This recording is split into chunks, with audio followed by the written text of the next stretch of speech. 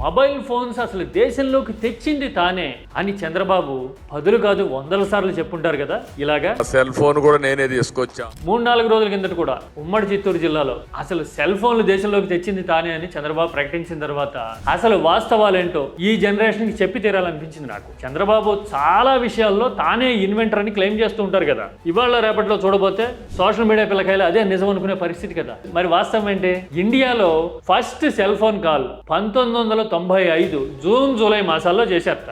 ఎవరికి చేశారో తెలుసా? అప్పటి టెలికాం మినిస్టర్ సుఖ్రామ్ వెస్ట్ బెంగాల్ ముఖ్యమంత్రి జ్యోతి బసుకు చేశారట అప్పట్లో. That was the first mobile call in India. 95 June July period అంటే ప్రధాని ఎవరు? పివి నరసింహారావు. ఆర్థిక సంస్కరణలకు ఆయన ఆద్యుడు.